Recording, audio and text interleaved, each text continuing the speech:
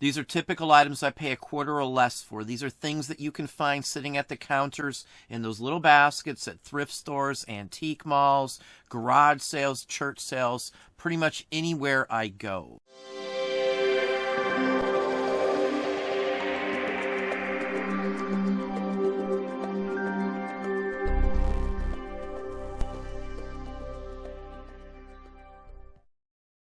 Hey, it's Don. Today we're going to look at some of those items I usually find at the checkout stand, at thrift stores, antique malls, garage sales, church sales, all over the place. Today we're going to talk about keychains. There's a lot of value in keychains in general. Some can sell for a lot of money if you know which ones to look for. Just like many of the other categories I sell in, they have cross-category interests, like this hotel key here. This was dug out of the ground near where the hotel used to be. This is a standardized shape and design for some of these keys. You're not really going to want to steal something that pretty much looks like a throwing star almost, in my opinion. Old style keys, it's an original one. Other ones I find are like these little tiny ones here. Now these are from the Veterans of Foreign Wars, VFW post, Disabled American Veterans. Now they sold these that would match your actual license plate, and you could put these on your keychain. There's information on the back. There's tons of these. Some of these can sell for some really crazy money. Now here's a hotel one similar to the age of the one I showed as well. This one went for over $800 with 49 bids. Now this one's from the Hotel Ritz in Paris. It's a very early one. Now why would somebody have a hotel key? Well, it's a souvenir for one. When the hotels went under, a lot of this stuff was just auctioned off or given away or whatever the case may be with stuff. Some people dig these out of the ground near the hotels, at train stops, depots, and things like that that no longer exist. Now, here's another interesting one from Hotel Utah in Salt Lake City. This is shaped like the state seal of Utah. This one went for almost $400. Very nice example here. Now this is the same design of the one I just showed a few moments ago. This is just from a different hotel. There would be blanks of these, and you could order them for any hotel, and they would stamp the name of your hotel, your room number, and stuff like that on it. It's kind of like dog tags for your dog, your license tags for a dog. The same type of company made these as well. This one went for $157.50. Now the prices are all over the place with these. Really depends on the specific one you have, where it's from, and what may be of interest to it. If the building that a lot of these keys came from is no longer there, that usually increases the price greatly. Again, cross-category interest. A Ferrari, pretty much anything collectible that would be original, authentic, given away, or a dealership piece will sell for some decent money, especially if it's vintage and highly collectible. This actually has the little wax, I guess you would call it, envelope that this came in that was issued in from the dealer.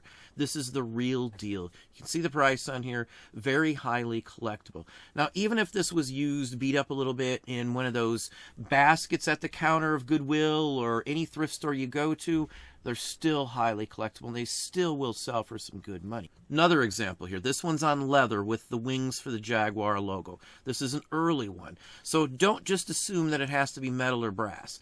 Some of the ones that are made out of leather will go for some good money as well, like a Louis Vuitton leather tag or something like that. Another car-related one, Bentley Drivers Club. A lot of these can be described as a fob as well, because this is what you would see. So fobs fall into the same category for many people as do these keychains, because a fob can easily be attached to a keychain. They may have even been issued as a keychain, but through time been changed, or they could have been issued as just a watch fob and then been turned into or mounted onto a keychain so they could continue to use it, say they got rid of the watch. Now here's a collection of music box keychains. Now these are by Sankyo, and I've talked about music boxes all on their own. I actually have a video just on music boxes. Music boxes on their own are a huge area and have a ton of collectors out looking for them. Keychains kind of crosses that interest to more than just a few categories and really expands it. People also collect just the Sankyo brand as well, so there's 4 or 5 different categories of people that would be looking for something like this. On their own, some of these can go for 150 bucks each. Now here's a John Deere piece. This is an advertising piece as well, a keychain that was meant to be given out maybe if you bought a lawnmower or something along that line.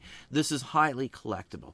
Anything John Deere, I don't care if it's a postcard, a uniform button, a sign, a catalog, advertising stickers, a label, poster stamps, anything like that that's related to John Deere can carry some value. John Deere goes back to the Victorian era, and there's even Victorian trading cards for John Deere or the predecessors of John Deere. This one went for well over $100. Now here's a real fine example of one of those kinds you will find in those cheap junk bins or a basket or a bag on the wall in the back of a Savers or a thrift store. This is a Nintendo Mario Brothers one, probably from the 80s by the looks of this.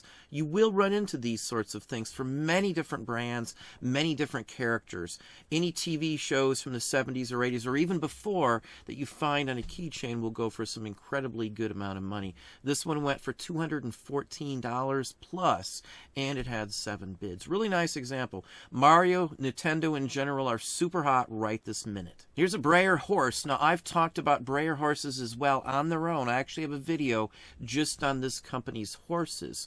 Now they made keychains. There's collectible ones. There's ones that were given out or sold at fairs. Some of the distributors as well would have had some access to these too. Went for almost $200. Doesn't look like much. They're small. It may not be with a bunch of toys. It may not be with anything other than a bunch of keychains. I've been lucky enough in the past to buy big, massive assortments of keychains, hundreds of them at the same time. Now, most aren't worth a ton of money, so you got to be very careful when you see quantity of anything. Look through it to make sure that there's some value there before you buy anything like that. Now, here's a transportation-related item here. Transportation in general, I mess with across the board. Uniforms, hats, buttons, buckles, brochures, poster stamps, luggage labels, anything tied to some of these transportation ones I mess with. Now this is the United States Lines steamship, the United States. And this is a key from one of the cabins on board the ship. The other side has the cabin and the number that you would find on it. This is the real deal. These do show up from time to time. Many people may not even realize what they are. Now sometimes the keychain will be dirty and dark when they're made out of metal like this and they're old enough. Sometimes they've been in the ground like the one that I showed you. They can be cleaned up. Most of these are brass, bronze, or copper, or some form of those as well. And those are cleanable. So don't just pass by something just by the looks of it. If it's metal, it can be cleaned up enough to at least sell for some decent money when you find the right ones. Now here's an interesting lot. This is a lot of Sega Nights into Dreams, and this is from 1997. There are 6 of them. They have a little keychain top on them so you could hook a key into them. They're smaller figures. This set here went for $355. 5 bids, so it's not just some random one-off weird sale. These sorts of things you can run into. They're often missed because they're mixed up with, say, plushes, and many people may not realize what they have here.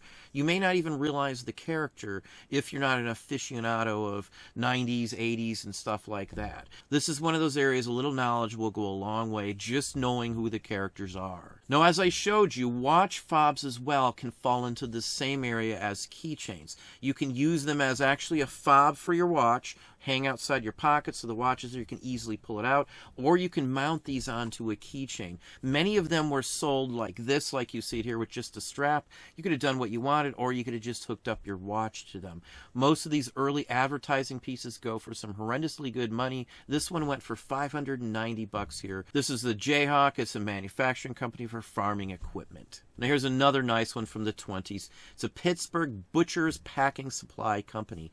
Now many of these you'll just see an image on one side, but when you flip it over, on the back you will many times run into the lettering, the company names and stampings. If you look farther down at the very, very bottom edge, there's actually a maker's name on this one as well. Many of the well-made or early ones will be made by some very well-known companies, Balfour and groups like that. Now the DAV and the VFW tags I showed you in the beginning with the license plate numbers on them can go for some really good money. It just depends on the state, the year of issue, and the whole works. The older ones usually go for the most. Ones that were issued during World War II go for probably top dollar. Probably they're king of the pile and these sorts of things. They're small, they're tiny, and I can pick them up for a quarter or less many, many times. Most people don't have a clue what they are. This one went for some phenomenal money, as you can see, $440. Now, these are copies of their actual license plates, so low numbers and things like that can help increase the value of these. Pretty much every state had them and had many varieties for years and years and years. This is a way for the VFW DAV to raise money. You'd give them $1 or whatever the case may be, and they'd supply you with these, so you'd always know what your license plate number was.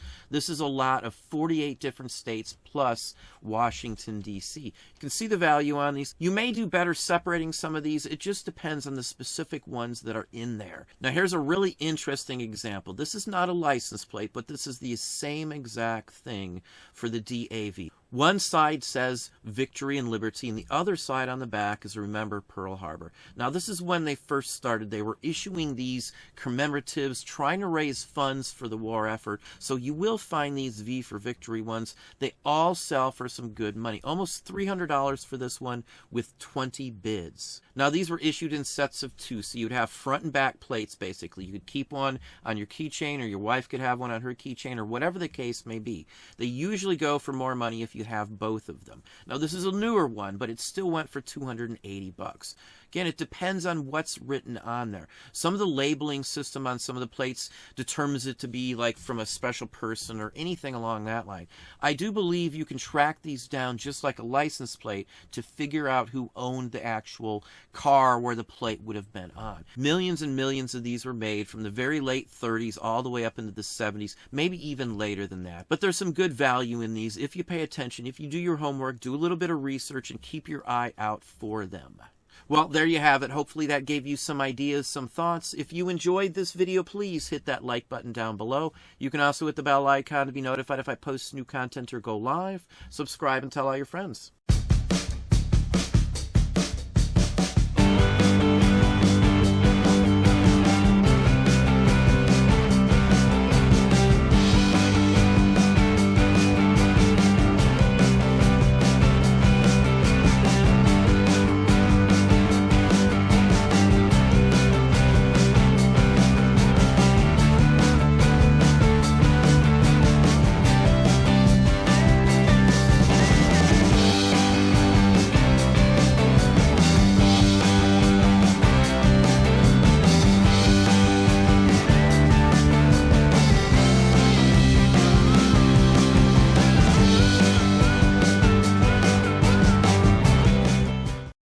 A few words about Levi's jeans and corn.